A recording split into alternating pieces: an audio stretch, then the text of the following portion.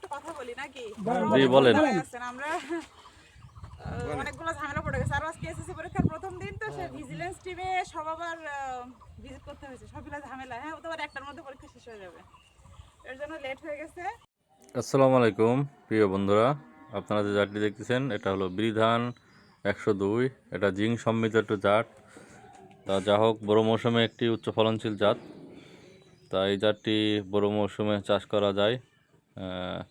বিধান 102 সম্বন্ধে এখন বিস্তারিত আলোচনা করবেন আমাদের কৃষি অফিসার, আমাদের ম্যাডাম।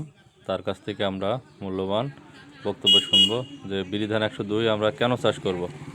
ধন্যবাদ, সবাই ভালো থাকবেন। তো আপনারা ভালো আছেন সবাই? আলহামদুলিল্লাহ। আচ্ছা, এখানে আমি মোদ্দা কথায় আসি, অনেক বেশি গেছে, আপনাদের লেট করাবো না। এখানে আমরা মেইনলি আসছি 102 যাত্রার এখানে একটা আমাদের প্রদর্শনী দেওয়া হয়েছিল, সেই বিষয়ে একটু কথা বলতে। ধান আপনারা তো আছেন, আপনারা তো এই মাঠেরই কৃষক, কেমন মনে হচ্ছে ধান কেমন হয়েছে? আলহামদুলিল্লাহ। না এখন শুনেন, আমরা যে কোনো একটা জাত আমরা তো বেশিরভাগ রড মিনিকেট করি নাকি? রড মিনিকেট বেশি করি। 28 ধান এক সময় অনেক বেশি করতাম। আপনারা সবাই করছেন 28 ধান, করছেন না? খুব জনপ্রিয় জাত। এখন কিন্তু 28 ধান নাই মাঠে ওইভাবে, কারণ বিভিন্ন রোগ বালাই। ওইটা একটা জাত অনেক দিন যাবত মাঠে কিন্তু সাস্টেন করতে পারে না, অনেক দিন যাবত থাকে।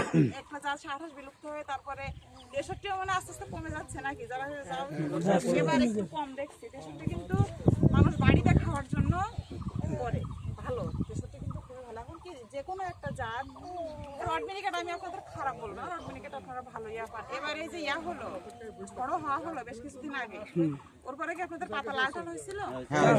রড মিনিকেট হয়েছিল। এই 102 কার আপনাদের হয়েছিল?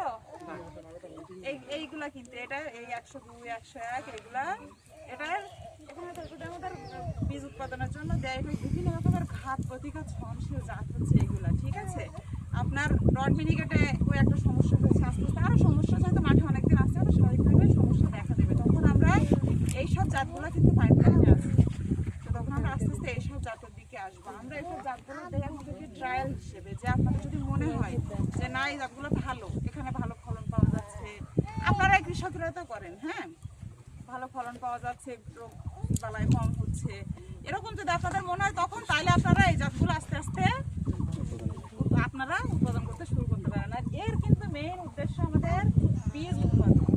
বিদেশি গ্রাম ওগুলো কেন দেওয়া হয়? যাতে আপনি বীজটা ভালোভাবে সংরক্ষণ করতে পারেন। মানে আমাদের মেইন উদ্দেশ্য যেটা, যে আপনারা যদি মনে হয় ভালো হয়েছে, আমি রোদের মধ্যে আপনাদের বেশি কথা বলবো না, আপনারা অনেকক্ষণ অপেট করতেছেন। আপনাদের এখানে ইয়া হচ্ছে, আপনাদের আমাদের যে দাওয়াতি 50 জন আছেন তাদের আসলে সম্মানই বলা যায় না, আপনারা যাতায়াত ভাতা কষ্ট করে যাতায়াত ভাতা এসব খুবই যৎসামান্য 100 টাকা করে আপনাদের ধরা আছে। আপনারা যে দাওয়াতি 50 জন আছেন একটু কষ্ট করে ওটা একটু বুঝে নিয়ে যাবেন। ঠিক আছে, আপনাদের অসংখ্য ধন্যবাদ।